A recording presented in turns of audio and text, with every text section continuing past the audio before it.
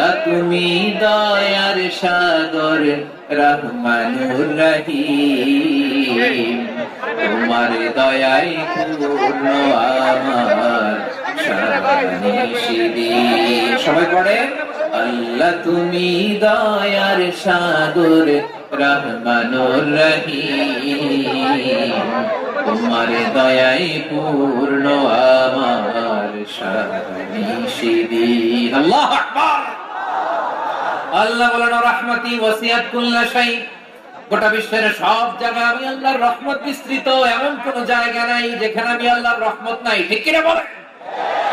এমন কোন জায়গা নাই আমি আল্লাহর রহমত নাই। আমি আল্লাহর রহমত ছাড়া গাছের একটা পাতা নড়ে না, আমি আল্লাহর দয়া রহমত ছাড়া গাছের একটা পাতা পড়ে না, আমি আল্লাহর দয়া রহমত ছাড়া আকাশ থেকে এক ফোঁটা বৃষ্টি ঝরে না। তিনি হলেন রহমান, তিনি হলেন রহিম। ঠিক কিনা বলে? আল্লাহর চিনতেছেন? আলোচনার বিষয় কি? আসুন আমাদের রবকে চিনি। তিনি হলেন আর রহমান, তিনি হলেন আর রহিম। তার দয়ার কোনো শেষ নাই, তার মায়ার কোনো শেষ নাই। বনি ইসরাইলের এক লোক 500 বছর আল্লাহর ইবাদত করেছে। কয় বছর? কোথায় জানেন? সাগরের মাঝখানে এক পাহাড়, ওই পাহাড়ের উপরে বসে 500 বছর টানা আল্লাহর ইবাদত। দিনে আর রাতে একবার করে নিচে নামতেন। সেখানে আল্লাহ তাআলা পাথরের ভেতর থেকে তার জন্য মিঠা পানির ব্যবস্থা করে দিয়েছেন, আর একটা ডালিম গাছের ব্যবস্থা করে দিয়েছেন। সকালে নামলে একটা টসটসে ডালিম, রাতে নামলে টসটসে ডালিম। এগুলো খেয়ে খেয়ে 500 বছর সে আল্লাহর ইবাদত করেছে। আর সে আল্লাহর কাছে বলেছে, আল্লাহ আমি যখন মারা যাব সেজদারত অবস্থায় যেন মারা যাই।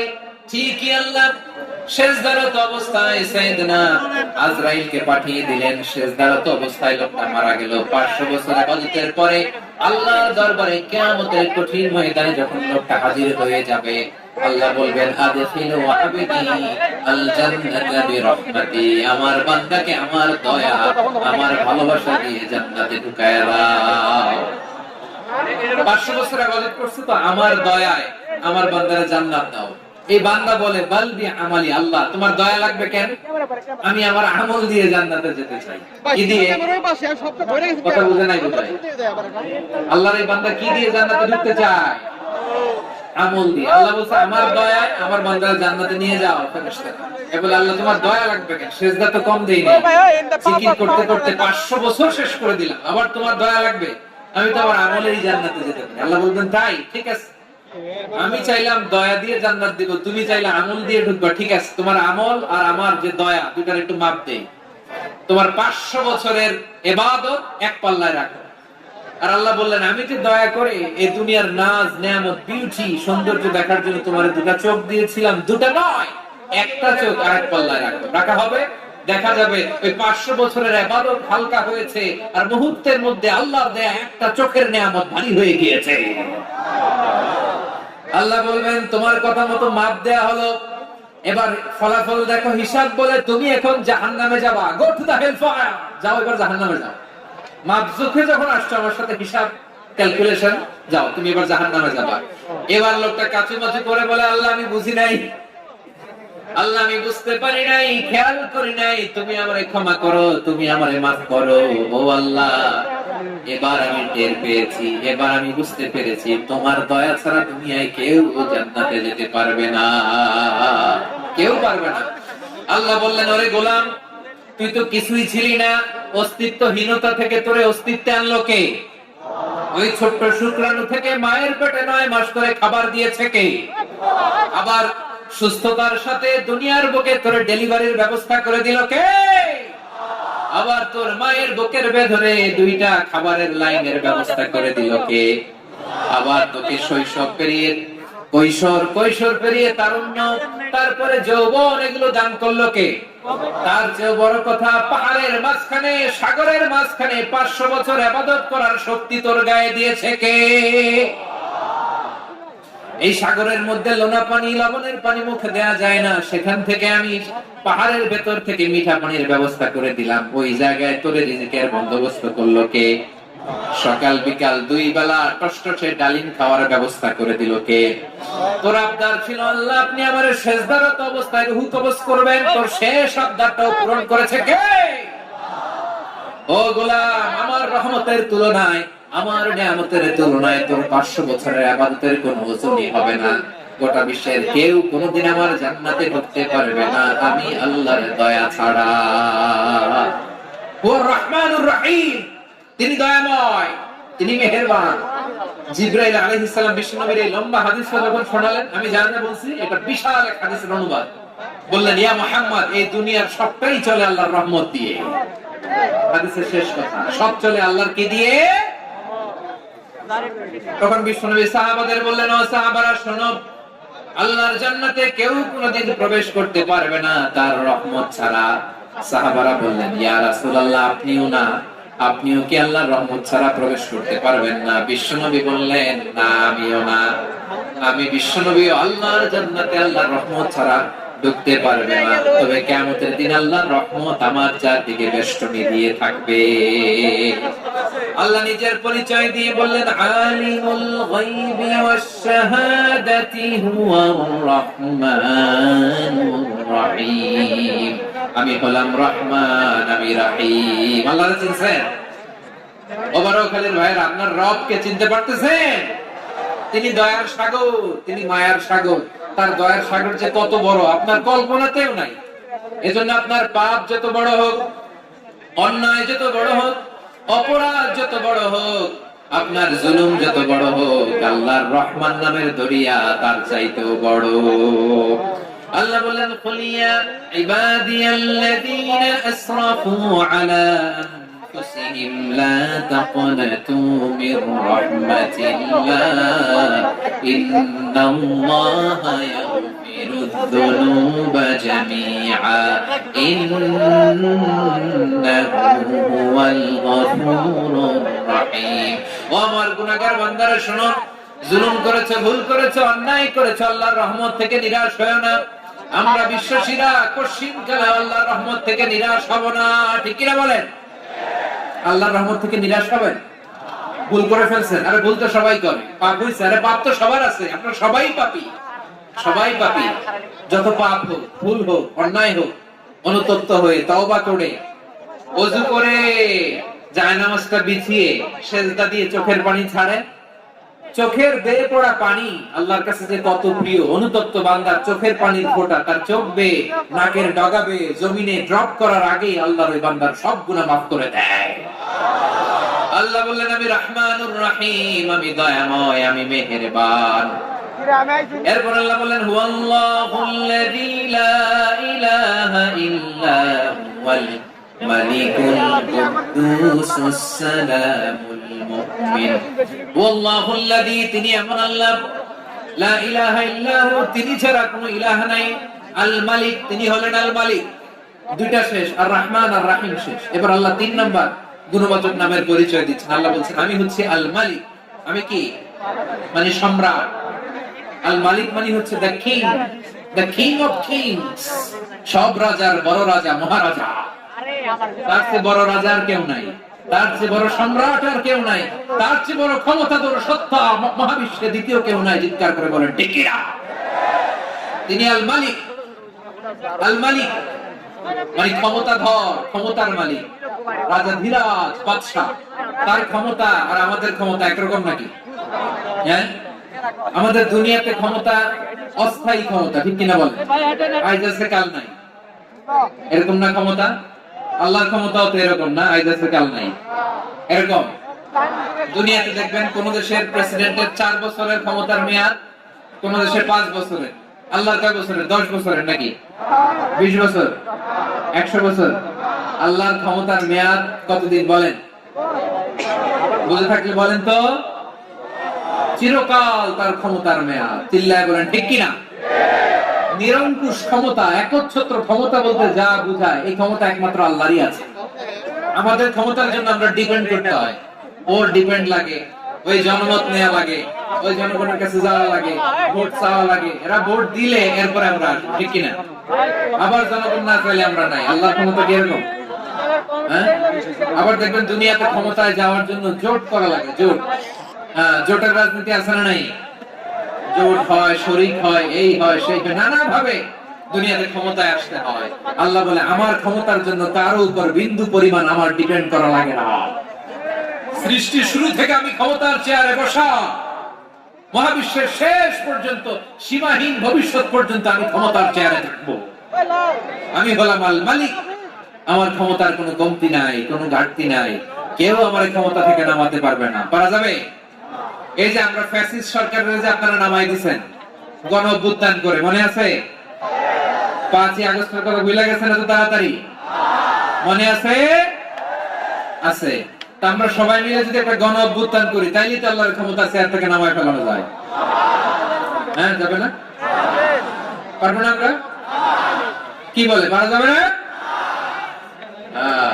আচ্ছা, আমরা নয় পারলাম না, জিন জাতি যদি আমাদের সাথে জয়েন করে, ম্যানকাইন্ড এর সাথে জিনকাইন্ড, ইফ দে জয়েন আস, সবাই মিলে একটা গণ অভ্যুত্থান, রেভলিউশন, ডেমনস্ট্রেশন, প্রোটেস্ট, সবাই মিলে যদি একটা অভ্যুত্থান করি, তাইলে তো আল্লাহর ক্ষমতা শেষ। আওয়াজ করে বলেন, তাইলে কি আল্লাহর ক্ষমতা শেষ হবে? এই যে বারোয়াখালীর ভাইয়েরা, এদিকে কি হচ্ছে আমি তো দেখতে পাচ্ছি, এরকম হলো কেন? তোমরা খালি বোতল ছুড়লা কেন দুই একজনের উপরে? হ্যাঁ, আমার দিকে তাকান। এই ভাইরা শান্ত হন, আমার দিকে তাকান। আর অল্প কয়েক মিনিট আমার দিকে তাকান। কেউ কিছু ছুঁড়ে মারবেন না কারো দিকে, মেহরবানি করে আমার দিকে তাকান। তাহলে আমরা সবাই মিলে একটা গণ অভ্যুত্থান যদি করি, আল্লাহর ক্ষমতা থেকে নামানো যাবে। আল্লাহ বলেন না, আমি হলাম আল মালিক, আসল ক্ষমতার মালিক, the king of kings, the owner of ultimate power, the owner of ultimate authority, the owner of ultimate sovereignty, নিরঙ্কুশ একচ্ছত্র ক্ষমতার মালিক হচ্ছি আমি আল্লাহ। আল্লাহ তাআলা সূরা মুলকের শুরুতে বলছেন, তাবারাকাল্লাযী বিয়াদিহিল মুলকু ওয়া হুয়া আলা কুল্লি শাইইন কাদির। মহিমান্বিত সত্তা, যার হাতে ক্ষমতা, তিনি যা চান তাই করতে পারেন। আওয়াজ করে বলেন তো তিনি কে? আবার আল্লাহ বলেন, কুলিল্লাহুম্মা মালিকাল মুলকি তুতিল মুলকা মান তাশাউ ওয়া তানজিউল মুলকা মিম্মান তাশাউ ওয়া তুইজ্জু মান তাশাউ ওয়া তুযিল্লু মান তাশাউ বিয়াদিকাল খায়র ইন্নাকা আলা কুল্লি শাইইন কাদির। আল্লাহু আকবার।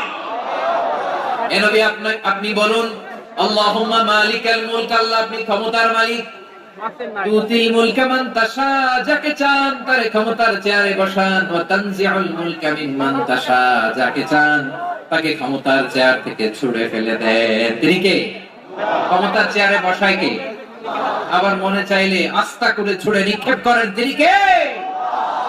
আবার আল্লাহ বললেন, ওয়ালাম ইয়াকুল্লাহু শারীকুন ফিল মুলকি, আমার ক্ষমতায় কোনো শরীক নাই, কোনো জোট নাই, কোনো পার্টনার নাই, কোনো অংশীদার নাই।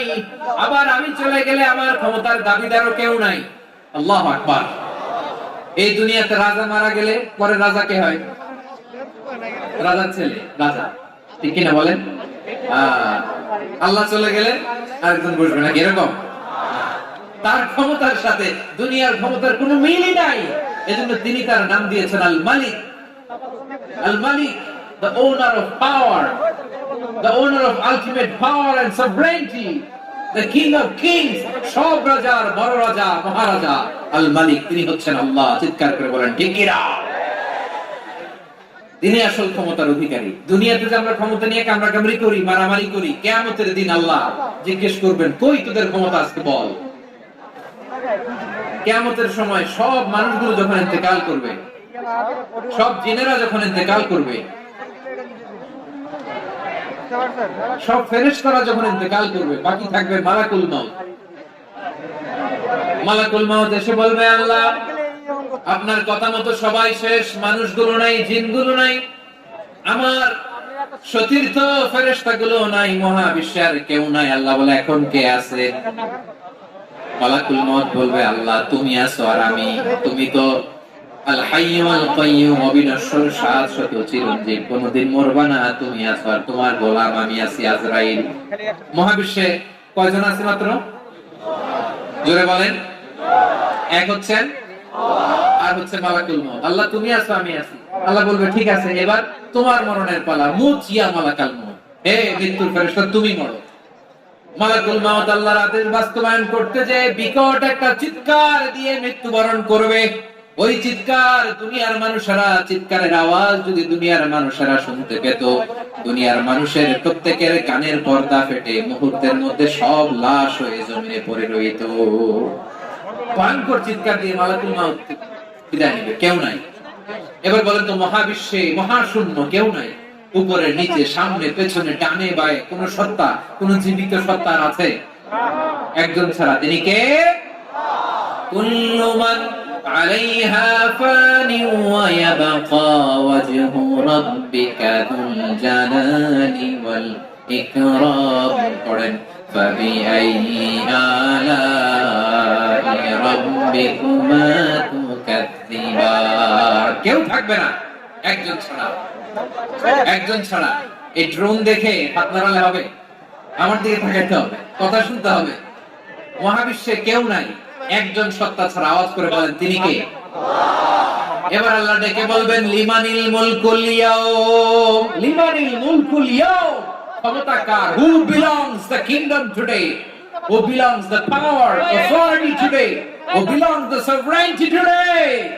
আজকে ক্ষমতা কার? দুনিয়াতে ক্ষমতা নিয়ে এত কামড়াকামড়ি, দুনিয়াতে জান নিয়ে এত মারামারি, এত অত্যাচার, এত রক্তপাত, এত ব্লাডশেড। আজকে বলো তো ক্ষমতা কার? কার ক্ষমতা? মহাশূন্যে কোনো আওয়াজ নাই, শুধু আমার রবই বলবেন, লিমানিল মুলকুল ইয়াউম। আজকে ক্ষমতা কার? কোনো আওয়াজ নাই, উত্তর দেওয়ার মতো জীবিত কোনো সত্তা নাই, ফলে কেউ উত্তর দিতে পারবে না। আল্লাহ নিজেই প্রশ্নের উত্তর দিয়ে বলবেন, লিল্লাহিল ওয়াহিদিল কাহ্হার। একচ্ছত্র অধিপতি, ক্ষমতার মালিক আল্লাহ ছাড়া কারোর জন্য কোনো ক্ষমতা নাই। চিল্লায় বলেন ঠিক কি না? তাহলে আর রহমান আর রহিমের পরে আমরা জানলাম আমার আল্লাহর আরেকটা সুন্দর গুণবাচক নাম হচ্ছে আল মালিক। কি নাম? আল মালিক, মানে দ্য কিং, রাজাধিরাজ, সব রাজার বড় রাজা, মহারাজা। এরপরে 4 নম্বরে আল্লাহ বললেন আল কুদ্দুস, তিনি হলেন আল কুদ্দুস। আল কুদ্দুস মানে হচ্ছে অতি পবিত্র, মহা পবিত্র, the most Holi, the absolutely pure, যার কোনো খুঁত নাই। আল্লাহর কোনো খুঁত আছে? তিনি মহা পবিত্র। আল্লাহর পবিত্রতা যখন আমরা বর্ণনা করি, আল্লাহ খুশি হয়ে যান, কারণ তার সত্তার একটা বৈশিষ্ট্য হচ্ছে তিনি আল কুদ্দুস। বারোয়াখালীবাসী আল্লাহর নামটা একটু জপেন না, বলেন আল কুদ্দুস। সবাই আওয়াজ করে আল কুদ্দুস। অতি পবিত্র, তার মধ্যে কোনো অপবিত্রতার ছিটে ফোঁটা নাই, মহা পবিত্র, the most pure, the most Holi, অতি পবিত্র। ফেরেশতারা বলেছিল, আল্লাহ আপনি মানুষ কেন বানাবেন? নাহনু নুসাব্বিহু বিহামদিকা ওয়া নুকদ্দিসু লাক। এই যে নুকদ্দিসু কুদ্দুস পাইছেন? তারা বলেছিল, আল্লাহ মানুষ কেন বানাবেন? মারামারি করবে, আমরাই কেন? আমরাই আপনার মহিমা বর্ণনা করি, আমরাই আপনার পবিত্রতা বর্ণনা করি। নুকদ্দিসু লাক মানে আল কুদ্দুস।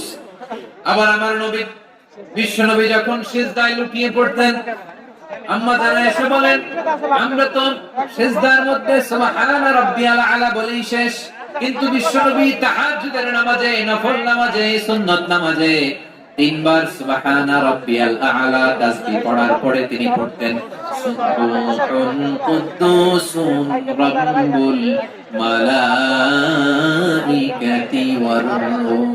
সুবহান কুদ্দুস রব্বুল মালাইকাতি ওয়ার রূহ। সিজদায় লুটিয়ে পড়ে বিষ্ণুনবী এই দোয়াটা পড়তেন। নফল নামাজে, সুন্নাত নামাজে কিংবা তাহাজ্জুদের নামাজে সুবহান রাব্বিয়াল আ'লার পরে কি পড়তেন? সুবহান। আওয়াজ করে বলেন, সুবহান কুদ্দুসুন রব্বুল মালাইকাতি ওয়ার রূহ। মানে আল্লাহ আপনি প্রশংসিত, আল্লাহ আপনি অতি পবিত্র, আপনি সব ফেরেশতা কুলের রব, ফেরেশতাদের সরদার জিবরাইলের রব। সুবহানাল্লাহ। আজকে থেকে পড়বেন সিজদায়? হ্যাঁ, বারোয়াখালীবাসী পড়বেন নাকি হুজুর নামাজে তো করি না? হ্যাঁ, এরকম নফল নামাজে, তাহাজ্জুদের নামাজে, সুন্নাত নামাজে সিজদার যে তাসবিহ সুবহান রাব্বিয়াল আ'লা 3 বার পড়ার পরে আমার ভাইরা, মহিলা প্যান্ডেলে আমার যে মায়েরা বোনেরা আছে, আজকে রেকর্ড হয়ে যাবে, কালকেই ভিডিও পেয়ে যাবেন। 3 বার সুবহান রাব্বিয়াল আ'লা পড়ার পরে পড়বেন সুবহান কুদ্দুসুন রব্বুল মালাইকাতি ওয়ার রূহ। পড়বেন তো ইনশাআল্লাহ। আবার বিশ্বনবী বলেন, ইন্নাল্লাহা তাইয়্যিব লা ইয়াকবালু ইল্লা তাইয়্যিবা, আল্লাহ পবিত্র, পবিত্রতা ছাড়া তিনি কিছু গ্রহণ করেন না, অপবিত্র কোনো কিছু আল্লাহ গ্রহণ করে না। অনেকে আছে ঘুষ খায়, সুদ খায়, অন্যায় অপরাধ চাঁদাবাজি যা আছে সব করে, হারাম টাকা, হারাম উপার্জন। এই হারাম উপার্জন দিয়ে আবার মসজিদ বানায়, আছে না নাই? ইনকাম সবটাই হারাম, ওইটা দিয়ে আবার এতিমখানা বানায়, আছে না নাই? আছে। ওইটা আল্লাহ কবুল করবে না, কারণ আল্লাহ নিজে পবিত্র। পবিত্র না হলে কিছুই অ্যাকসেপ্ট করেন না। সুবহানাল্লাহ পড়েন। তাহলে বুঝলাম তিনি আল কুদ্দুস মানে অতি পবিত্র। এরপর আল্লাহ বলেন আমি হচ্ছি আসসালাম। আওয়াজ করে বলেন আসসালাম। আসসালাম মানে হচ্ছে শান্তির আধার। সালাম মানে কি? শান্তির আধার, যার কাছ থেকে শান্তি আসে। দ্য সোর্স অফ পিস, তিনি শান্তির আধার। এজন্য আমরা একে অপরের সাথে দেখা হলে কি বলি? সালাম। কি বলি?